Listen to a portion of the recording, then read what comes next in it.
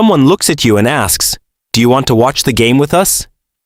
It could be soccer, basketball, tennis, or any major competition. The television is already on. People are talking about the players, discussing the results, and they seem genuinely excited. But before you even answer, something inside you pulls away. You make up an excuse. You say you are tired, that you have something else to do, or that you simply do not follow sports. And maybe that is true. Maybe you really do find it all repetitive. People running around, trying to score points, while others scream as if it were a matter of life and death. You watch all that excitement and think, why does this seem so important to them and so empty to me? The most obvious explanation would be personal taste. Some people like music. Others like movies. You simply do not like sports. But that answer may be too simple, because in many cases, the rejection does not appear only when you watch. It comes up when someone starts talking about teams, athletes, performance, strength, speed, victory, or defeat. It is as if that entire world creates a distance that is hard to explain. Sometimes it even causes a slight discomfort.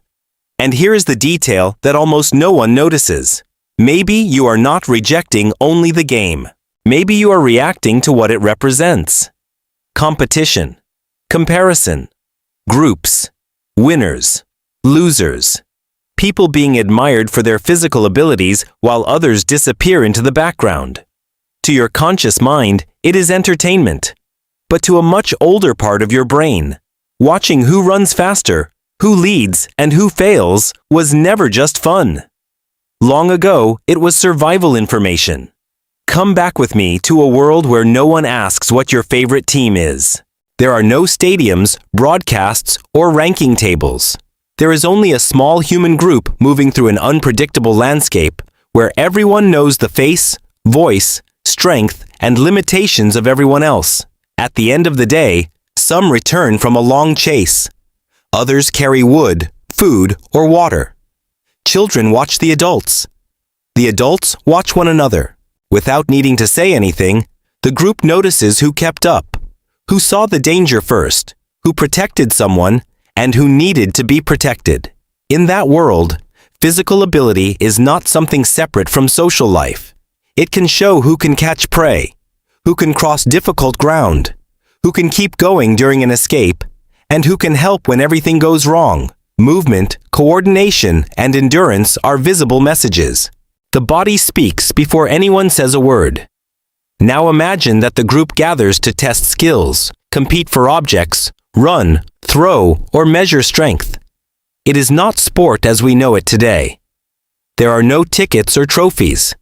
But there is something familiar.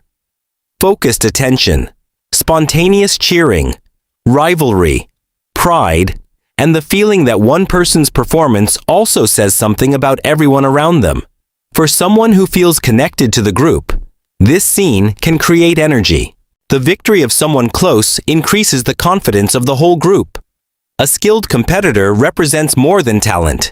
They represent protection, food, and status. Shared excitement brings people closer. Celebrating the same result confirms a silent message. We belong on the same side. But the same scene can create the opposite reaction in someone who does not feel connected to the group. If you are usually left on the sidelines compared to others, or aware that those skills are not yours, competition does not feel like unity. It feels like a display. Every shout of admiration makes it clearer who stands at the center and who remains invisible. This changes everything.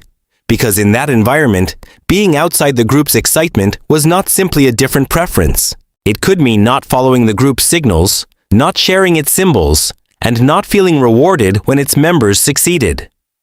When everyone moved closer and you stepped away, that distance also communicated something. Maybe you were not rejecting the movement. Maybe you were rejecting the place that scene offered you.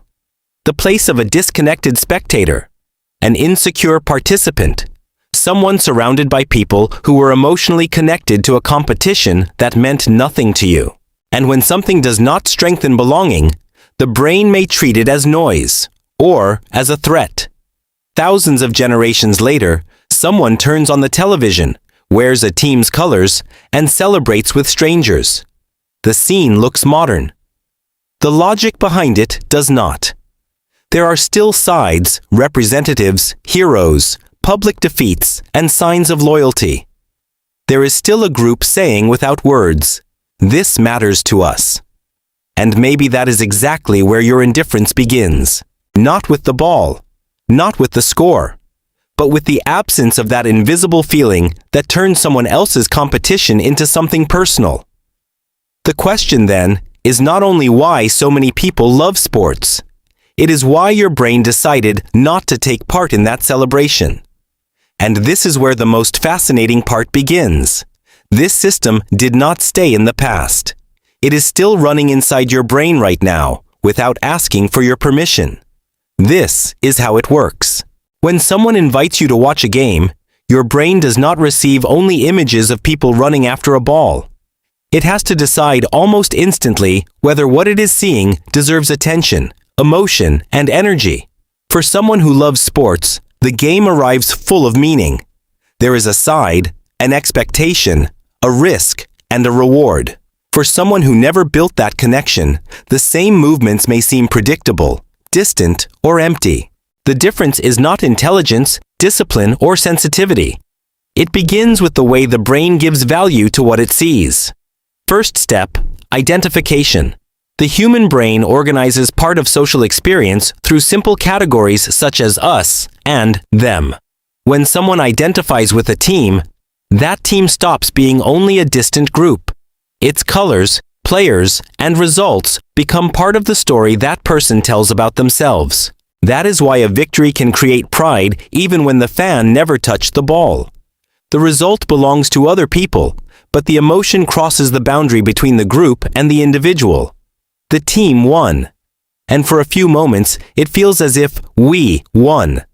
This feeling is connected to reward systems that also respond to achievements experienced indirectly. When someone important to you achieves something, the brain may treat part of that achievement as personally meaningful. In sports, identification turns a play into a shared reward. You emotionally receive something that another person achieved.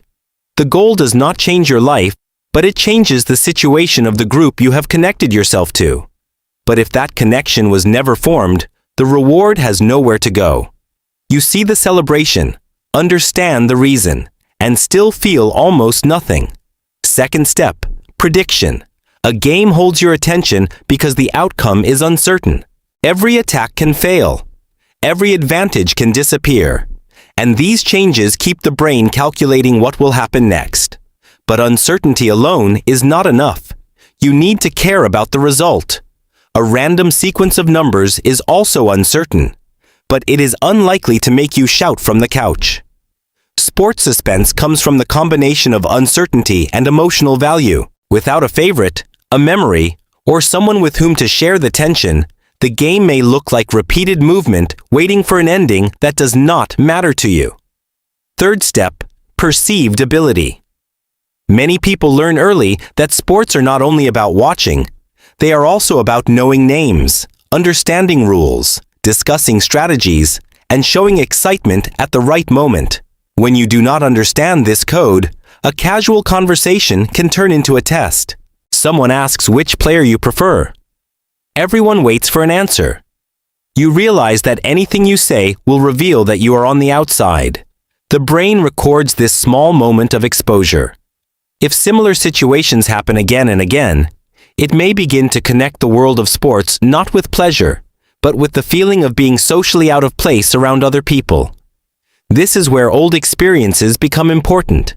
Research on physical education shows a consistent connection between feeling capable and enjoying an activity. This does not mean that one bad class decides your future, or that every person who is indifferent to sports was humiliated as a child.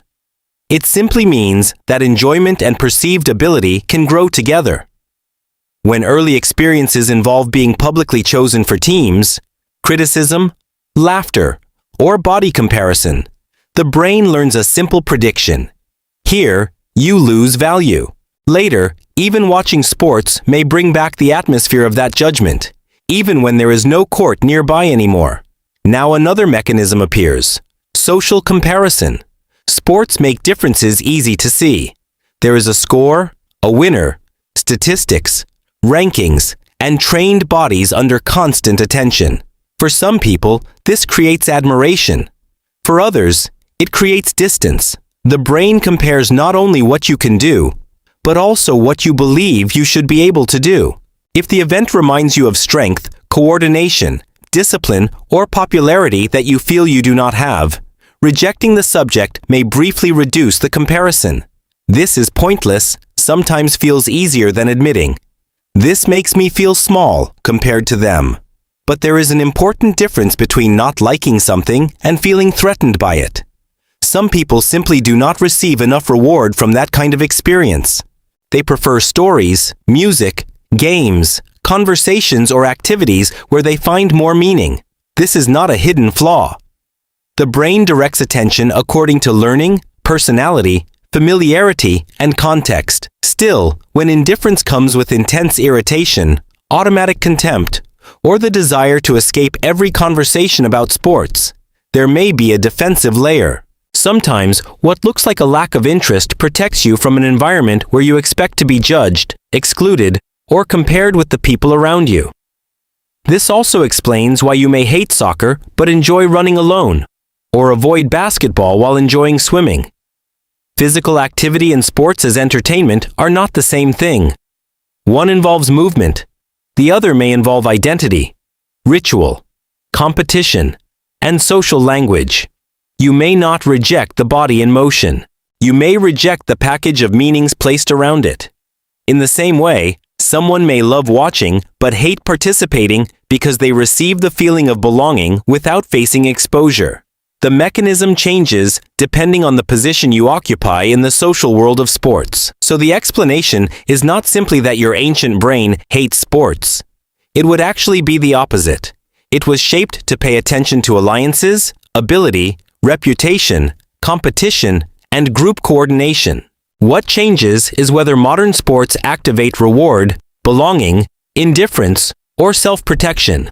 For some people, a game offers a symbolic tribe. For others, it offers a code they never learned, a comparison they would rather avoid, or a competition with no emotional value.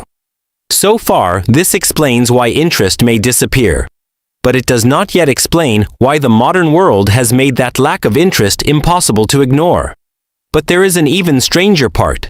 Your brain may simply find no reward in sports, but the modern world does not allow that indifference to remain neutral. It repeatedly places games, scores, uniforms, interviews, and discussions in front of you. What could have been only a personal preference becomes a social question. Why do you not care about something that seems to matter to everyone? In a small ancient group, the signs of belonging were limited. You knew the alliances, conflicts, and important people around you. Today, a single game can move millions of strangers at the same time. They wear the same colors, repeat the same chants, and experience the same tension. Suddenly, you are surrounded by a huge tribe that you do not feel part of.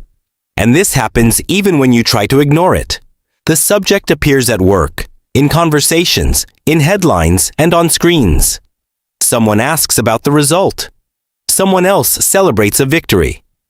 An entire group talks again about a play you did not even see. With every repetition, your lack of interest becomes visible. You do not need to say that you reject the group.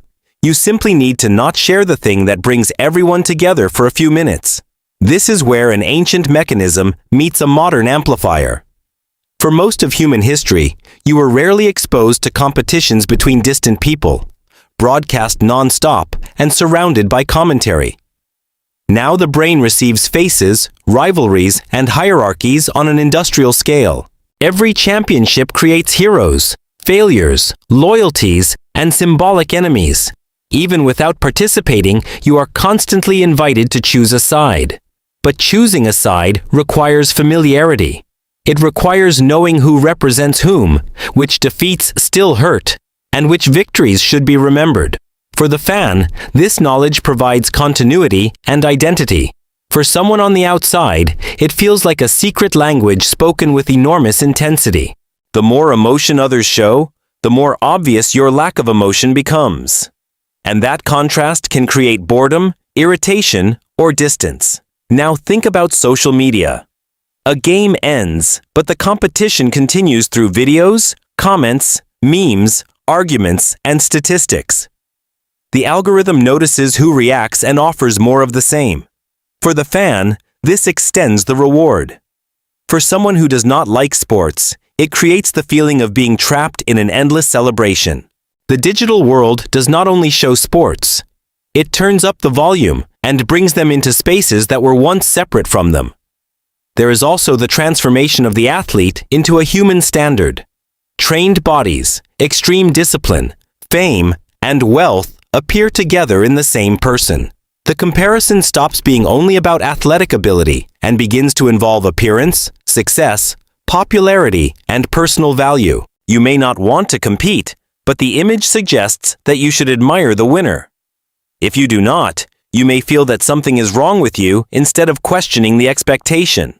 That is why a seemingly simple conversation can activate much more than a lack of interest. When someone asks why you do not follow any team, the question may feel like an inspection. You search for a socially acceptable answer. Try not to sound arrogant, and avoid saying that you think the whole thing is meaningless. The body recognizes an old tension, the need to explain why you do not share the excitement of the group's ritual. In other cases, the opposite happens. The person turns indifference into contempt. They call fans irrational, reduce the game to people chasing a ball, and use sarcasm to regain a sense of superiority. This reaction may seem purely logical, but sometimes it works as a defense. If you reject the ritual before the ritual excludes you, you avoid feeling that you are left outside. Contempt gives control back to someone who never found belonging. But this defense has a price. The more you need to prove that sports are pointless, the more space they continue to occupy in your mind. Rejection stops being a preference and becomes an identity. Then the modern world offers uncomfortable positions. Pretend to be excited so you can belong, or show contempt so you can protect yourself. And now comes the key point. Maybe the hidden reason you do not like sports is not in the game itself, but in the relationship between your brain, the group, and the place you learn to occupy in front of it. The way out begins when these things stop feeling like the same thing. So what is the hidden reason you do not like sports? Maybe there is no single answer. And that is the most important discovery. Your brain is not necessarily rejecting the ball, the game, or the movement. It may be rejecting the social, emotional, and symbolic position that it learned to connect with all of those things. For some people, sports mean belonging. For others, they mean exposure. For some, sports are a shared language. For others, they are a reminder that they do not know the code. The same stadium that gives millions of people a sense of identity may create only distance in someone else. The scene is the same. The inner meaning is completely different. And here is the point that changes everything. A strong feeling is not a final judgment. Feeling bored does not prove that sports are empty. Feeling irritated does not prove that fans are irrational. And feeling uncomfortable does not prove that something is wrong with you. These reactions are signals. They tell a story about connections, experiences, and expectations, not about an absolute truth. This offers a simple, practical lesson. The next time someone invites you to watch a game, notice your first reaction before defending it. Is it only a lack of interest? Is it fear of not knowing what to say? Is it a memory of comparison, exclusion, or embarrassment? Or is it simply the valid choice to spend your attention on something else? Do not force yourself to feel excited. But do not turn the absence of excitement into superiority either. Just separate the layers. Not liking the game is one thing. Not liking the feeling of being outside the group is another.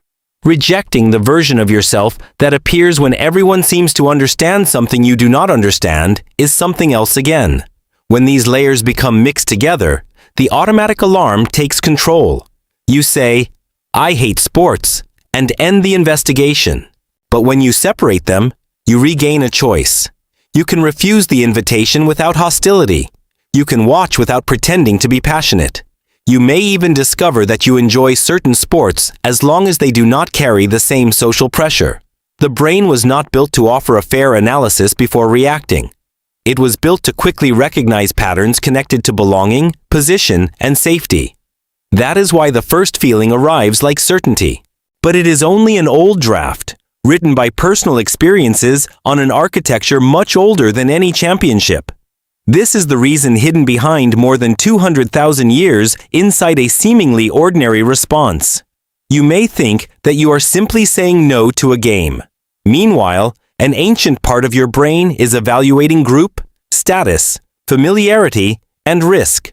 The feeling is modern. The calculation behind it is much older. Maybe your brain is not broken, cold, or unable to understand what excites so many people.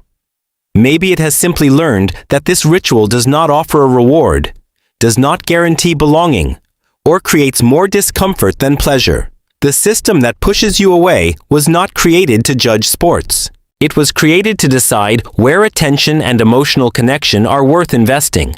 Understanding this does not automatically change what you like, but it changes how you interpret your own reaction. And sometimes, that small distance between feeling something and reaching a conclusion is enough to completely change the experience. And when you realize this, you do not need to start liking sports. You only need to stop confusing the first alarm with the full explanation. If this video helped you see an ordinary preference as the result of very old mechanisms, leave a like and subscribe to the channel. Here, we will continue revealing how the ancient brain still silently influences the choices of the modern world.